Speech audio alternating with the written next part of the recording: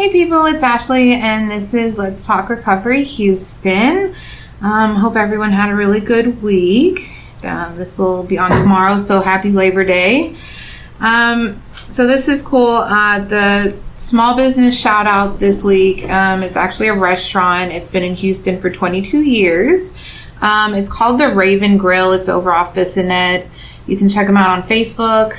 And they also have a website that'll be in the bios. It's a really cool place. Have you ever been to the Raven Grill? No? So it has this like open kitchen type theme where you can actually watch them like doing all your food and stuff. It's pretty cool, and they have a sister restaurant, Picnic, right next to it. So shout out to them. Check them out. So today we have David, and he doesn't remember me, but I remember him. So in 2015, I was trying to get sober. I was living in my car, and I didn't have anywhere to go during the day. And so I would go to the council. I found the council, and I would go pretty much every day. Started going to some different kinds of meetings. I got really involved in ACA, and it was just kind of like my safe place where I could hang out during the day. And I knew I was going to be sober as long as I was at the council, right? So I was there basically until they kicked me out every day. And David used to be the door guy. So I remember kind of seeing him floating around. And it's a really cool place. And so he's going to share some of his story and then some of what the council actually has to offer, because I think a lot of people don't know all the resources that they have there. And so with that, I'm going to let you take it over. Cool. Friend? Yeah, thanks. You're welcome. Thanks for having me. I'm honored, man. I'm honored to be here. So I'm David Sunday. I'm father, brother, son today. I am working on 7 years sober here in October. So that's been amazing. And I'm the outreach coordinator and veteran liaison with the Council on Recovery. Which is awesome. My job there is to kind of sell recovery. I work with community partners and have a brand new veterans program, which I'm really excited about. That's grant funded with the Bob Woodruff Foundation that helps veteran access treatment options at the council. So that's been really great. Just supporting veterans. I'm a veteran. I'm an Air Force veteran myself, and just getting to work with veterans, especially that are in recovery, has been really, really amazing. So, shall I start with my story? Yeah, start with your story. Yeah. So, I guess to start off, I grew up in a very abusive alcoholic home. My stepfather raised me. And he kind of made it known that I wasn't his child. So my parents ran a chain of women's health spas. It was the 80s, like Jane Fonda days.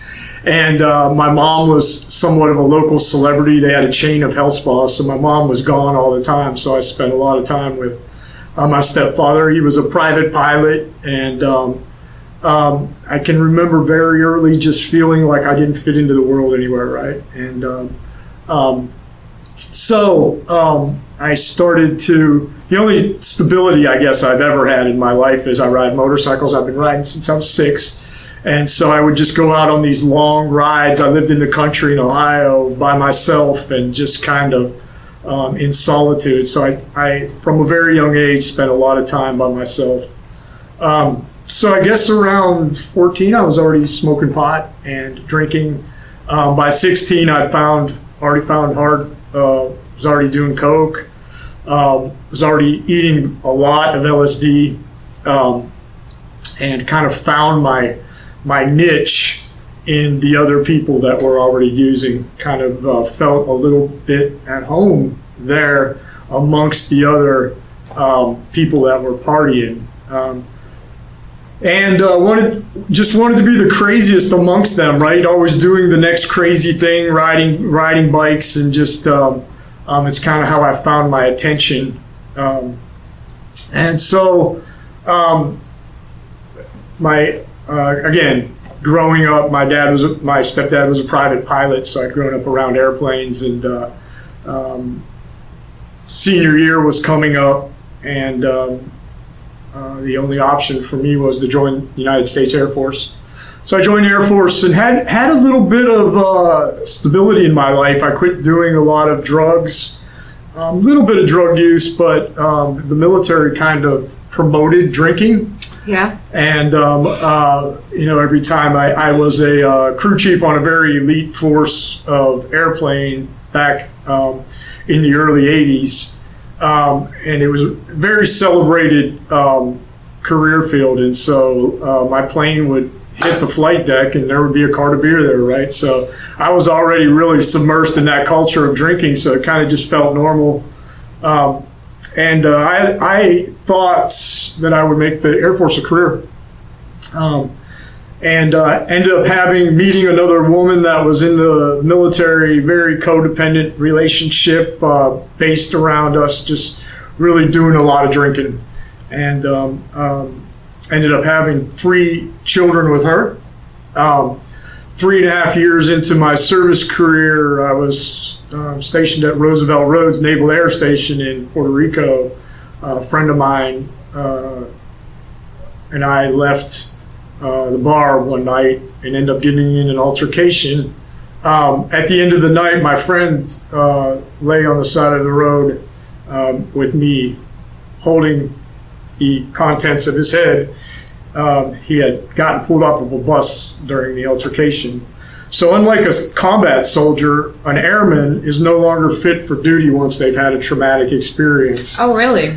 I did not know that. Yeah, so what they did is they pulled me off of the flight line. Everything I had known up to this point, I was no longer suited to work on military aircraft because now I was under psychological evaluation and under psychological care after watching my friend die in my arms. So I went back to what I know, man. I started back smoking pot at first, and then going towards the harder things, failing UAs. And my first sergeant came to me, and since I was under psychological, working with a psychiatrist, and we elected that it was probably better for me to go ahead and separate from the military. So I went ahead and left the military and had met my real dad while I was in the service, and he lived here in Houston, Texas. And I had only lived in small towns, really, where there wasn't a lot of accountability until I moved here to the big town of Houston, Texas. And within 6 months, had my first felony conviction for 28 grams of crack cocaine. And was off to TDC for my first vacation. And during that little time, my real dad was very concerned about me, and unbeknownst to him, he told the judge, I can remember very specifically, that I needed to be taught a lesson. So my first trip to 701, they put me in maximum security. And so that would become the staple of the rest of my life. Of course, at that time, I guess nobody knew that I would make 3 more return trips to the Texas justice system. And but once you've been to maximum security, that's the fate of the rest of your life. They classify you, so you're always going to go there. Yeah. Yeah. So I got a 2-year sentence and hit Huntsville and pretty much did a turnaround. This is back in the day when they had mandatory discharges. I think I did 13 months on a 2-year sentence. Came back to Houston, and now I had a little street cred underneath my belt. I was no longer so green, and I came back, and I wasn't going to act right. I very shortly, I'm going to say, it's a little foggy, but I'm going to say within 6 months, I had my next felony conviction. Somehow managed to make it out before a blue warrant hit. My family bonded me out for that blue warrant hit, and I decided that I wasn't ready to go back to prison right now, so I took off on the run. That's what I did the last time. The last time I got incarcerated, I violated my parole and got bailed out before my blue warrant was like, catch me if you can. Right? Like, I'm not ready to go. So my little escapade ended up lasting for 8 years. I spent on the run, not only on a blue warrant, but also on a felony bond. So picture in the post office back in the day when they used to still have those, living in small Texas and Oklahoma towns, making a living as a carpenter. My wife with me for some of the time, trying to raise 3 kids, but picking up at a minute's notice when I felt like the law was closing in, taking off to the next place.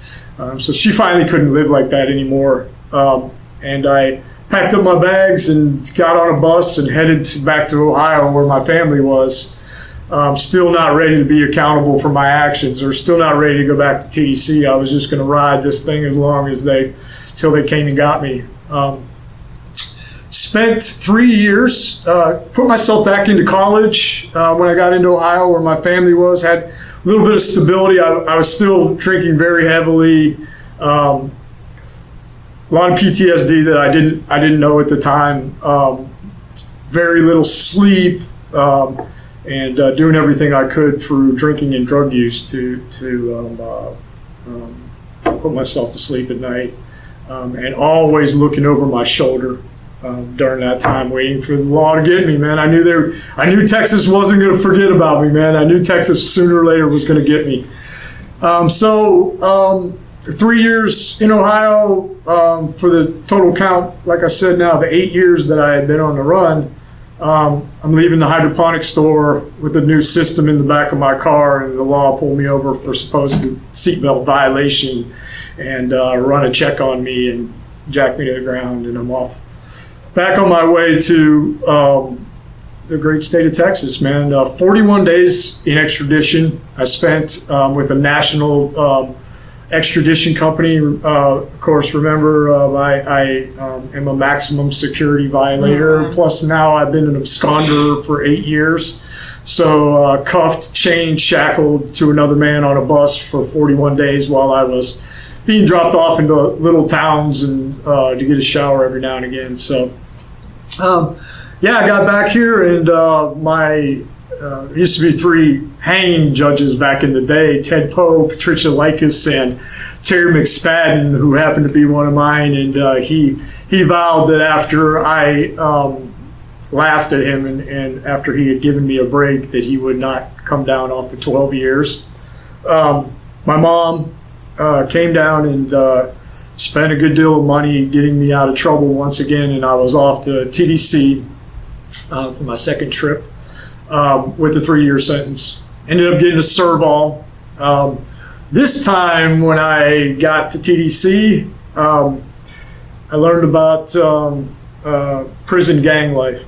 And so I spent most of the 3 years not working on myself, but learning how to cook various controlled substances is how I occupied my 3 years in the Texas penal system, mostly methamphetamine.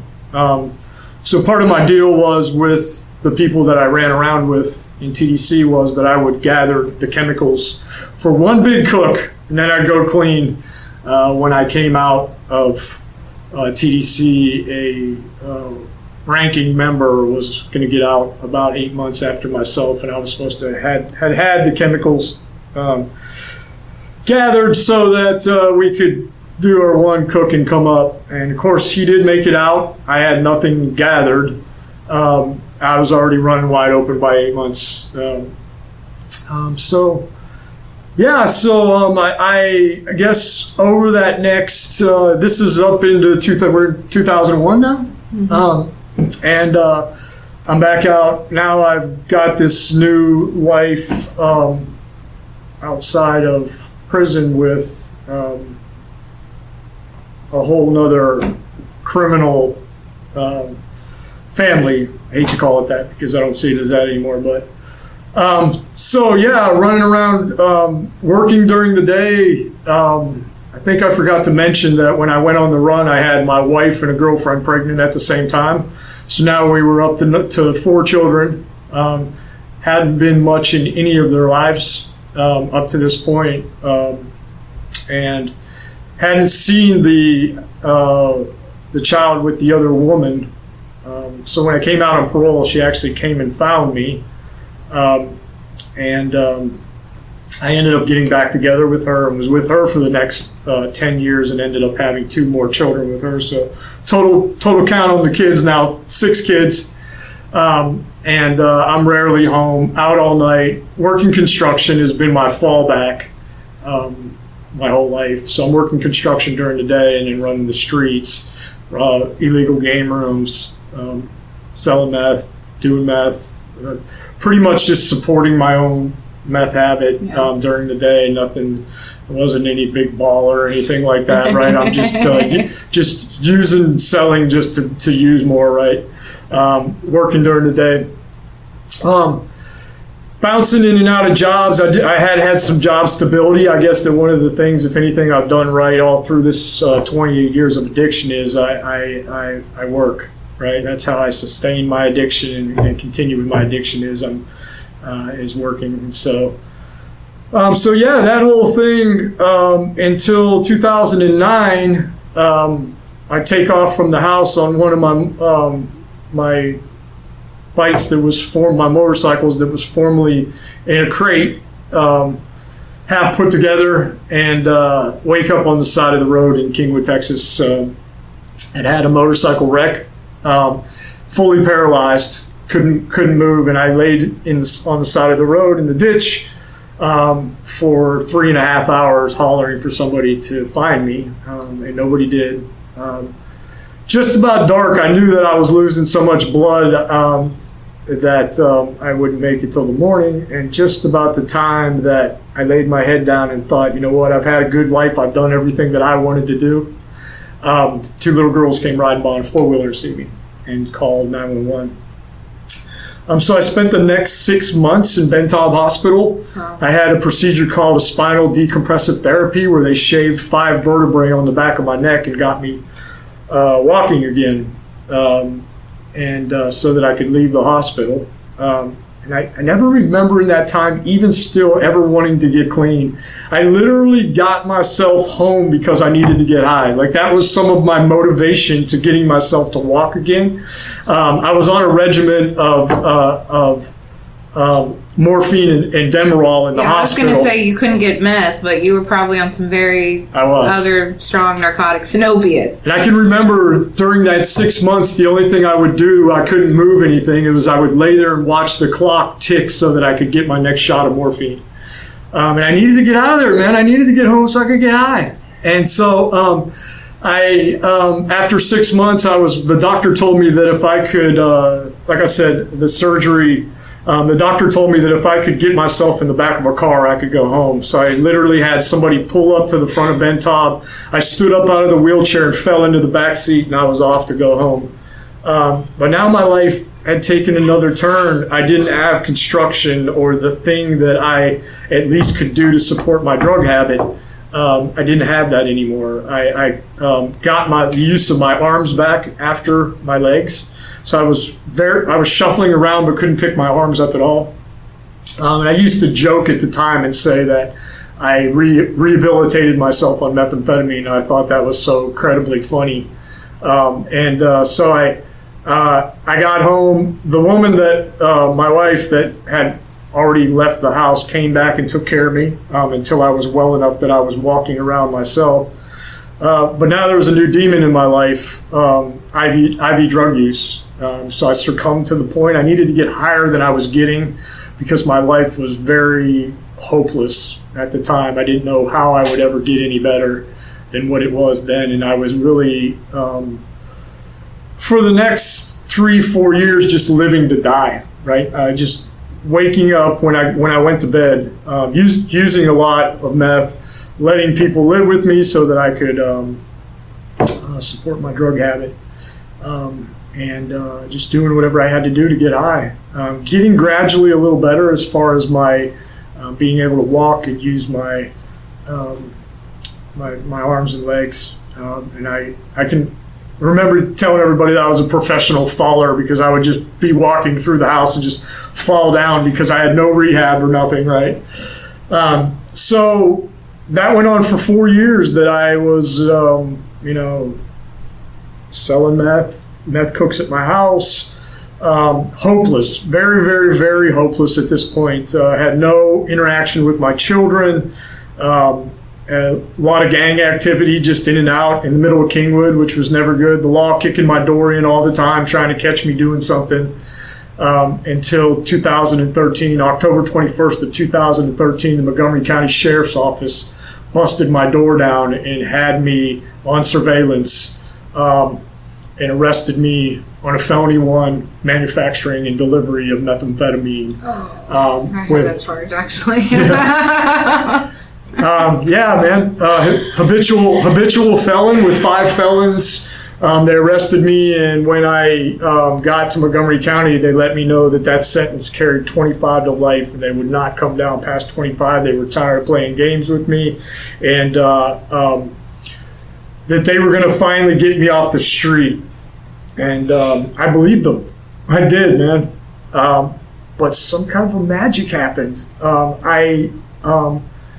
I no longer was doing things out of manipulation. I knew that something inside of me was so terribly broken, and I didn't know how to fix it other than I started a relationship with God, man. I started to seek every time they called Bible study, every time they called a 12-step meeting. I didn't care what it was about. I went and I listened, man. And it started to become the love of my life, and I thought I was going to prison for the rest of my life, and I wasn't. I was doing it because I knew that something inside of me had to change. I knew that I needed peace, man. I needed peace from all of these things that had plagued me for my whole life, my childhood and my service career, and all this trauma that doesn't even need talked about that happened during prison and running the streets every night. And so I needed peace in my life. And so what I started to do, man, was I started to work a 12-step program. I started to work the steps. I started to sponsor men. And the magic of it that happened was I had been such a knucklehead in Montgomery County that people were hearing outside the jail walls that Sunday was getting clean. And they were coming in, cycling in and out while I was fighting this case going, we heard you were in here, and we can't believe it, man. And I'm like, I can't believe it either, right? And so I went from being in SAG to general population to, they transferred me to the pods, and I got a job. They gave me a job in Montgomery County, and even the cops were starting to trust me. I was in Montgomery County at the same time they opened the kitchen, and I was one of the first inmates to get a job in the officer's dining room, brand new officer's dining room. So now I'm eating good, man. I'm working a program. I'm convening with God, and the chaplains come to me and say, "Hey, like we believe in you. Are you interested in working on a seminary degree?" So I started pursuing that. I'm working in the ODR, man, pursuing a seminary degree, and these cops that had formerly chased me around Montgomery County are coming in. Some of them going, "We don't believe a word of this Sunday. We know," but some of them coming in going, "What the hell is going on, man?" Right? What happened to you? It's yeah, like invasion of the body snatchers. Exactly. Right? Like, yeah. What's happening? And I'm both feet into this thing. So again, thinking that I'm going to go. Montgomery County comes all the way down to 8 years. And I knew that I would do every bit of that 8 with my record. That's still a big come down, though. It is. It is. And my lawyer telling me, I fired one lawyer, and I'm going to this class run by one of the former constables that had chased me around, and he's believing me. I get baptized on the rec yard of the Montgomery County rec yard with 7 other gang members, crying in my boxers and praising God. And I'm like, man, there's some kind of power here. So anyways, I can remember telling my lawyer that I wasn't going to sign for anything that man was giving me, that my sentence was going to come from God. So 13 months fighting the case. Day before trial, I hadn't even seen my lawyer, and she walks in into the courtroom and has a band on her wrist that says blessed and a gold cross around her neck and says, Mr. Sunday, I'm the new prosecuting attorney of Grimes County. I've sold my private practice and I need to close your case today. Will you sign for a 2-year sentence? And I start to bawl in the courtroom, man. And I know this is a gift from God, man. And I thought I was going to be the first man ever to PIA out of the county in Montgomery County, man. Like TDC actually sent somebody from TDC to do my DNA swab at Montgomery County, and I thought I was going to PIA out of the county, man. And I made a pact. I said, man, God, I trust you with this, right? And so, anyways, I didn't end up PIAing because I was a suspected gang member, so they had to send me to an ID unit, ID me before they could release me. So they sent me to Gurney, shaved my head, and within a month and a half later, I was on the street. To do things for myself this time, which really sucked. My mom not fixing everything for me. I was in some very terrible programs. I can remember even that old Dave would come out and say, send me back to TDC. I can do TDC time. I can't do this stuff right here, right? I'll go back to prison and finish my time out. But I stuck it out, man. I stuck it out. I started to, seek God out here in the outside.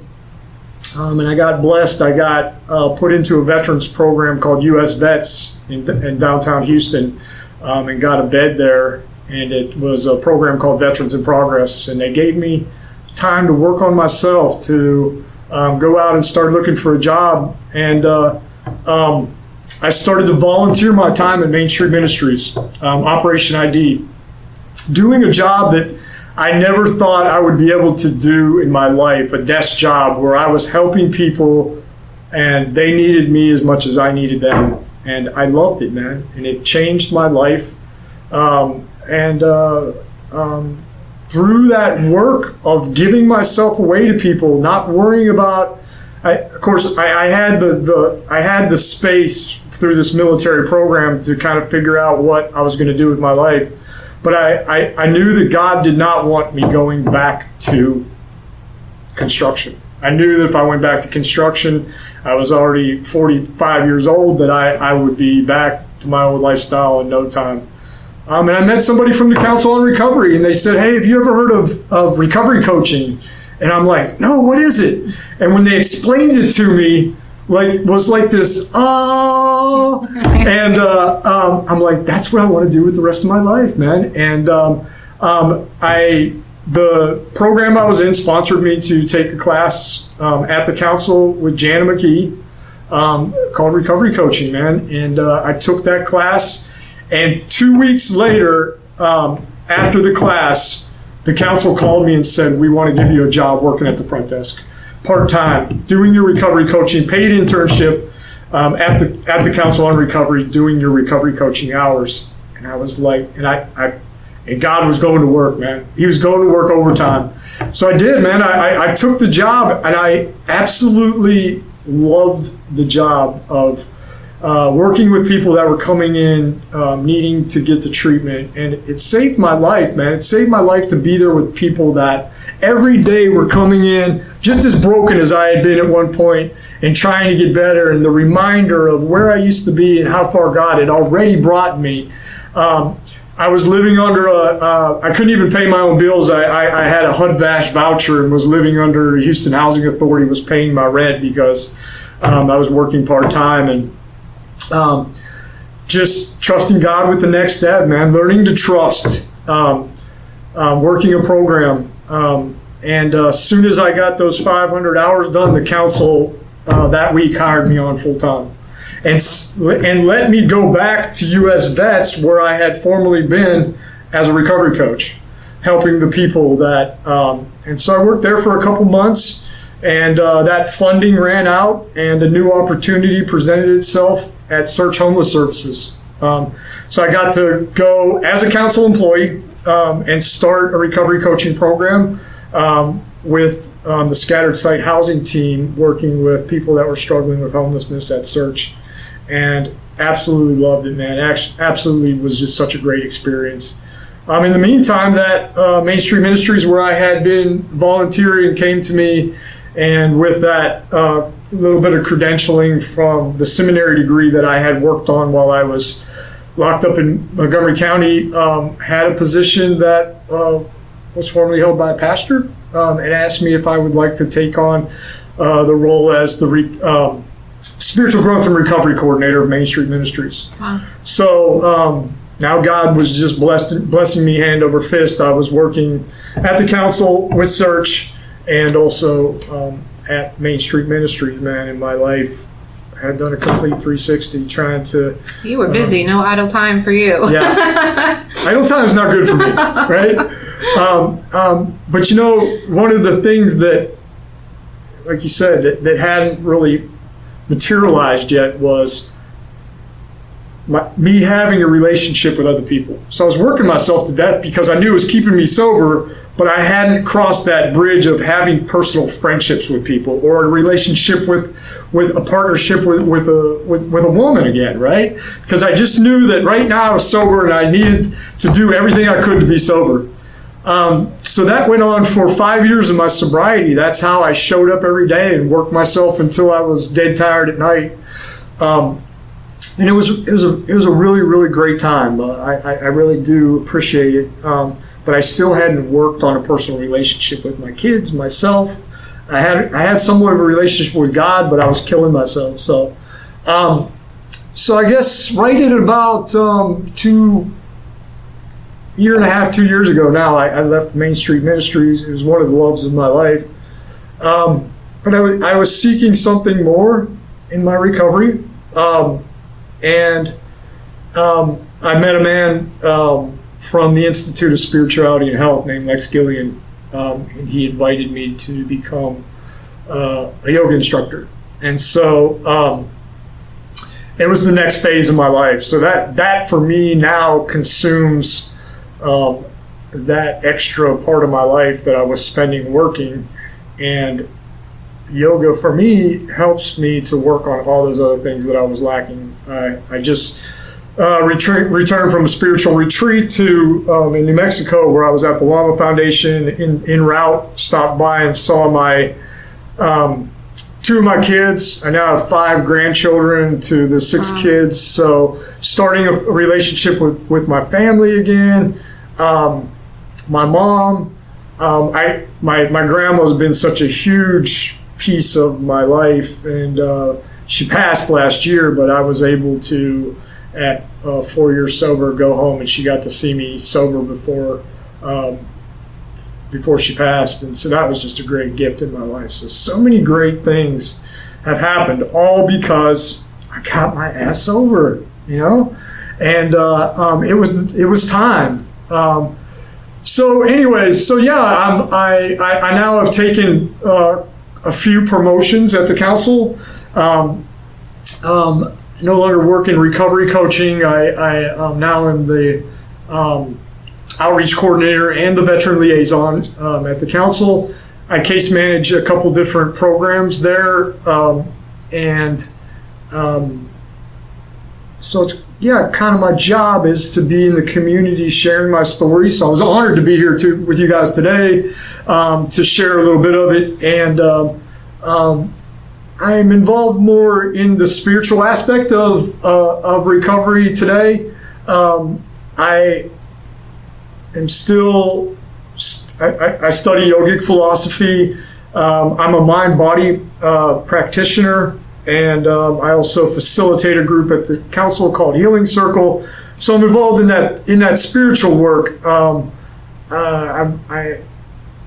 My job is to kind of visit 12-step meetings, but I'm kind of on the next level with yoga of what my life is holding. I think it's the 9 steps. It says, now you got to get out there and carry the message. And so anyway, that's where I'm at now. That's a little bit about me. Yeah. You've had a very interesting life. Yeah.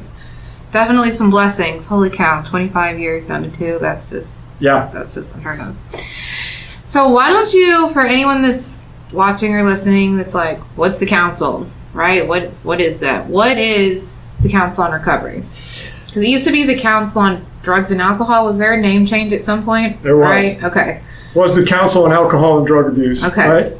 And so we changed the name because we know today, across the board, everybody, that recovery is a much bigger picture than just drugs and alcohol, right? Everybody's in recovery of something from life, right? So we have our therapists now work with people that struggle with more than just drugs and alcohol, right? Each therapist has his or her own specialty also that they work with, other than being trained in drug and alcohol addiction. So, we know gaming and technology is an addiction now, right? We're all addicted to our phones. I'm guilty myself, man, right? First thing in the morning, got to check Facebook before I get myself up out of bed.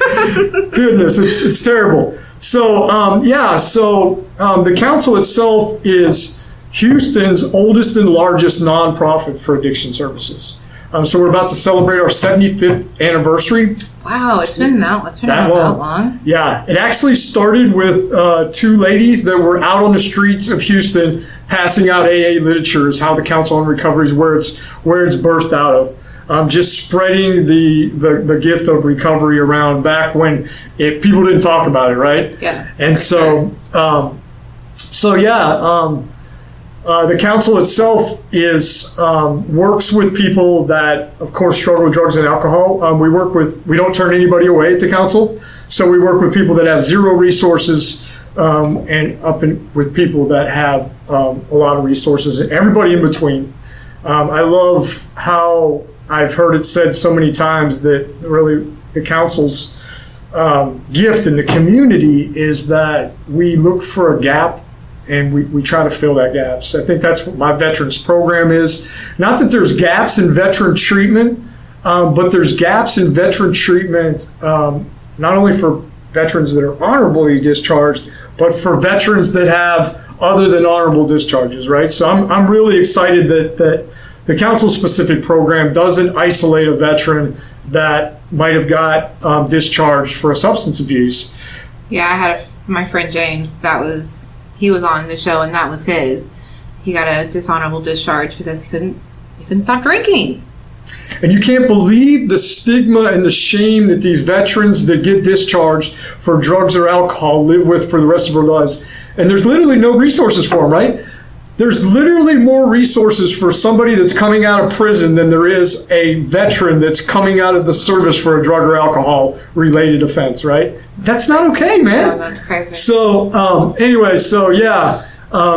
so the council, of course, like you mentioned, the early morning program at the council, which is called OSAR. It's our state-funded program where a person that has zero resources or zero money can come in, meet with a clinician.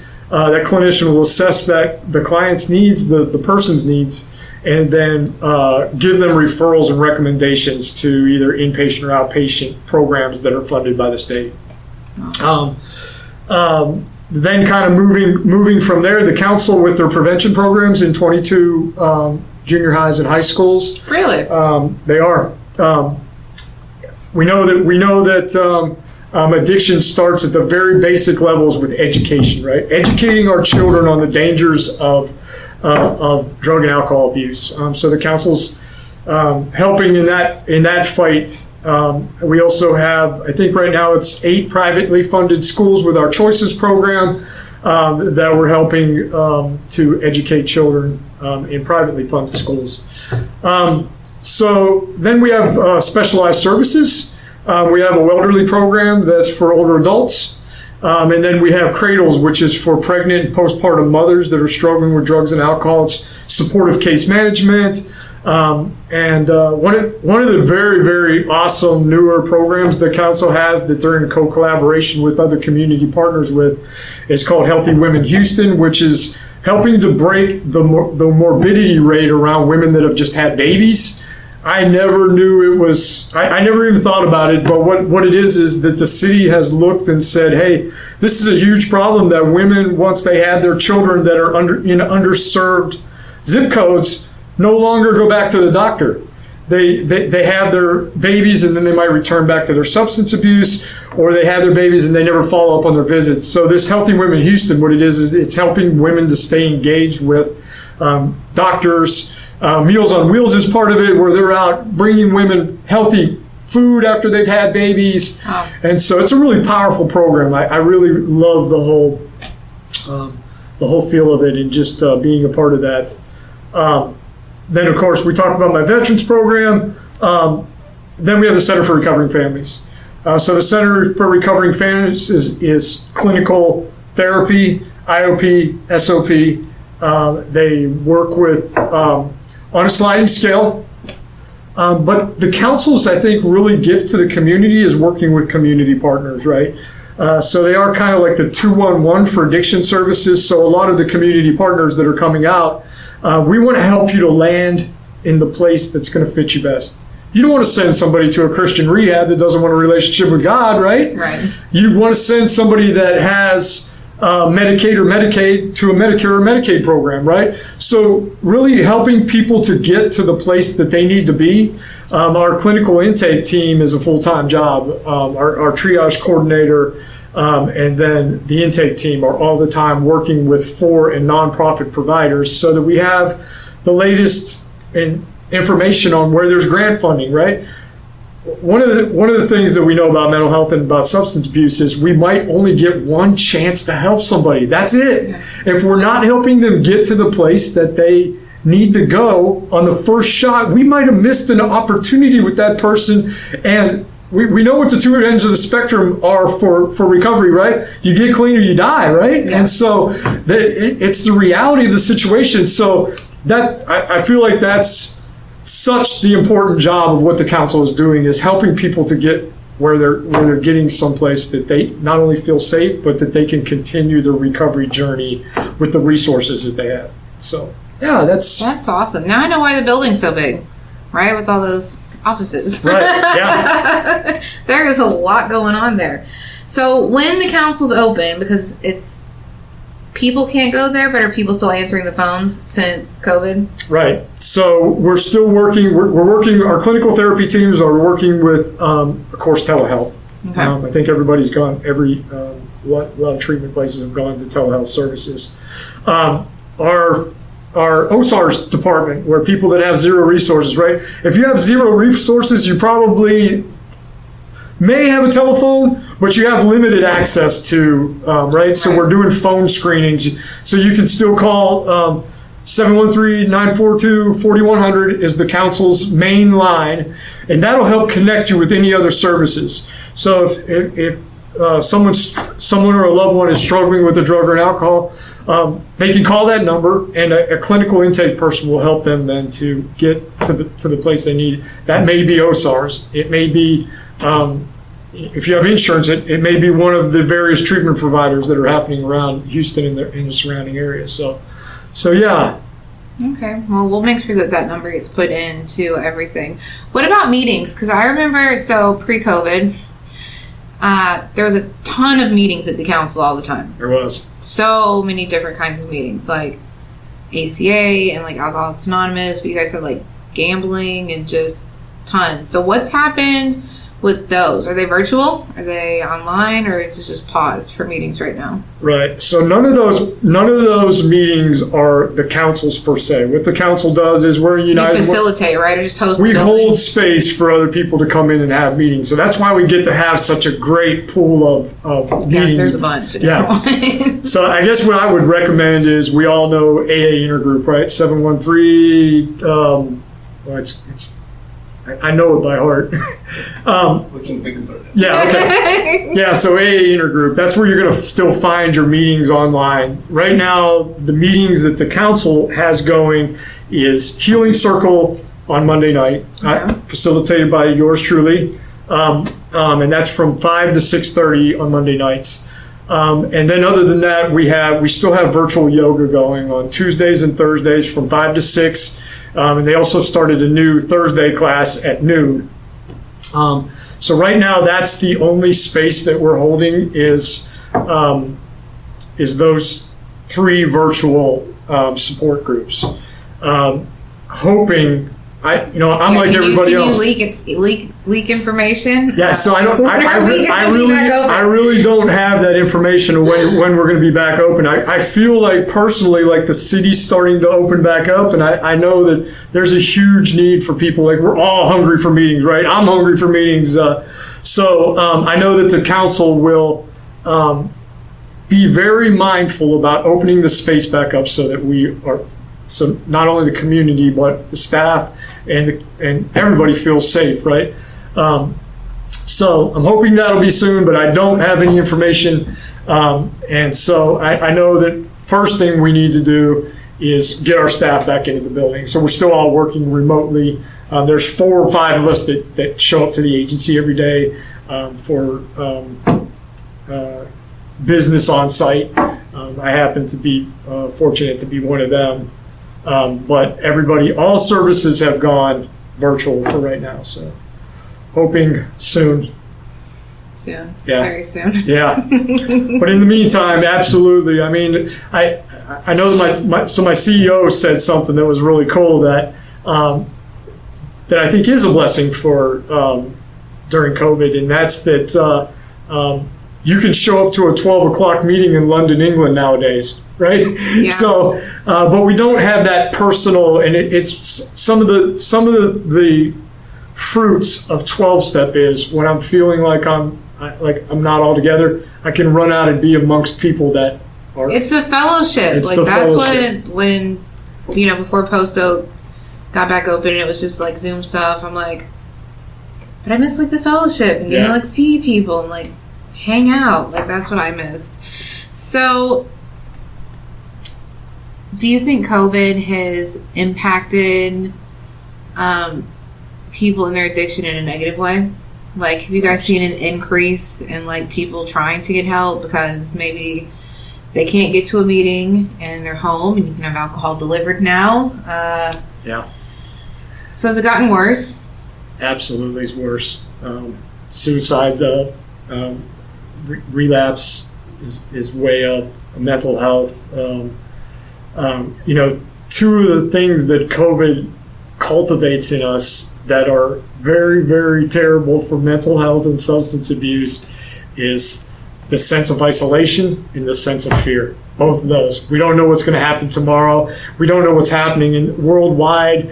And those things give us the ticket to go out and have a drink, right? And so I know me personally, I've been so gratefully and blessed that I had something that was outside of the fellowship of AA and of 12-step groups, and that was my yoga practice. And I've really gone very, very deep with my yoga during this time because I was in a time where I guess about a month and a half into it, I could feel my own PTSD. And I was working. There was no fear of I didn't feel like my job was in jeopardy, but just the uncertainty of the world. Yeah.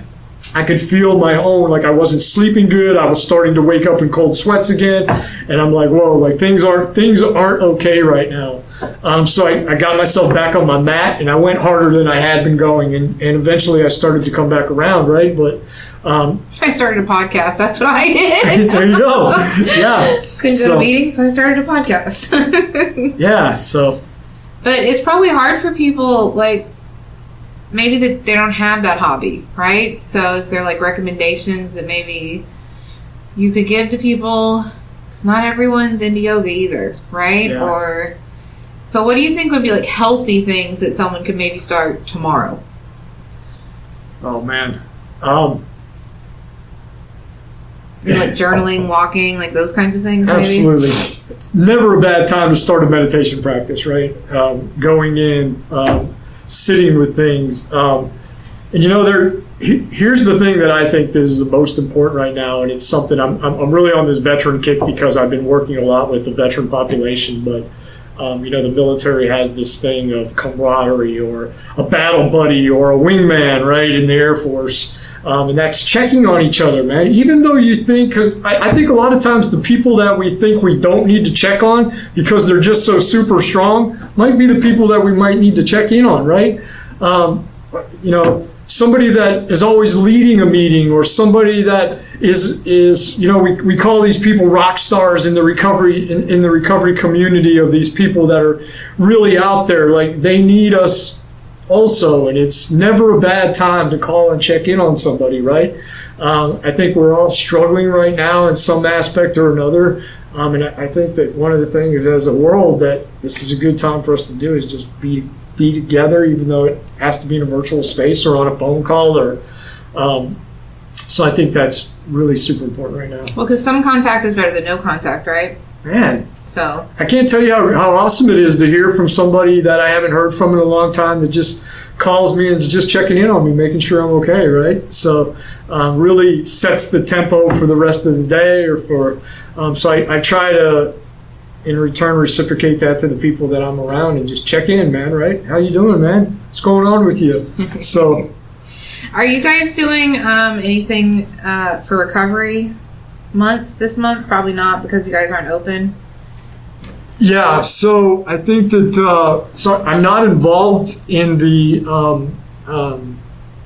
in this year's recovery rally, but I know that it's coming up in the council's. Is that the big? It's recovery. The big Texas recovery Big rally. Texas I'm rally, not right? saying it right, Yeah. but it's like the 19th or something. Yes. Okay. Is that a council thing? No, it's not a council Okay. thing. So, but I think that our recovery coaches, I almost forgot to plug the department I came up in, right? Council also has peer support, right? And I know that they're participating in the recovery rally this year. So, yeah. Okay. Anything else you want to share with us? Well, I think that's it, man. This has been a really great experience. Thank you guys for having me. No, this man. was fun. You have a great story. Thanks. And so we will definitely make sure all of the information for the council gets put on everything. You want to give any shout outs to anybody? My kids, Your kids? my mom, my veterans, the people. The council's been such a huge, integral part of my life, man, and they've supported me and loved me, and continue to just let me show up and to grow. I'm a full-time job myself, man. Like I'm working a recovery program, and when you got to supervise people that are working recovery programs themselves, man, you take on more than just an employee, because you got to hear about all the crap they're bringing with them, right, man? So yeah, and the council gives me the space to do that, man, and so it's really been just a blessing in my life. So yeah, It'd be an awesome job. I would work at the council. That'd be cool. But okay, when the council's open normally, do you guys is there a space for like volunteers to come and help do things at the council or with some of these other programs, or is it just So you have to be employed by the council? No, they do have volunteer. You guys, it didn't happen in the spring, and now we have a fall and spring luncheon. So they take volunteers for that, and what we do is we bring in a celebrity that's in recovery, and we rent out the grand ballroom. And so I really love working. We've had, since I've been there, we've had Rob Lowe. We saw Alice Cooper, right? I was actually Alice Cooper's handler. I got to spend 3 days at the I got to spend 3 days at the Hilton, me and Alice, which was really cool. Awesome. I'm the metal guy at the council, right? So who are you going to pick to be Alice Cooper's handler but Dave? Yeah. Right? So shout out to Alice Cooper when you want to come on my podcast. Shout out to Alice Cooper. 35 years sober, and he's been married to the same woman for 42 years. Yeah. Identifies as a Christian, is an advocate golfer, and so I grew up as I've been a metal guy for most of my life, and so to just I'm not real big on the celebrity thing, but to be in a space with this dude and just find out how much of a Red coaches Little League baseball, and really the persona of Alice Cooper, the stage presence, and Alice Cooper, the man, were just two completely different things. It was a really cool experience for me, man. Yeah, and cool. And you meet like that. This is one of the gifts of recovery, man, is that recovery doesn't discriminate. So I have met people that are semi-celebrities that are celebrities, and the thing that we share in common is the love and the gift of recovery. So when you're in a space with these people, it's not like it's them and you, it's us, man, because us is the shared message of recovery, right? We can't keep it if we don't give it away. Can't do it alone. And so I really love that, even the celebrities that I've got to work with and the celebrities that are active here in the recovery community here in Houston, Texas, man, they are so giving and loving to the recovery community that they don't put themselves on pedestals. They know that, humility and is part of the program, man, and keeping themselves humble, man, and working with other people that we're all on this journey together, right? And so I really, it's been one of the gifts that, my recovery program's given me, is just to see people. And, I personally don't think people are broken, man.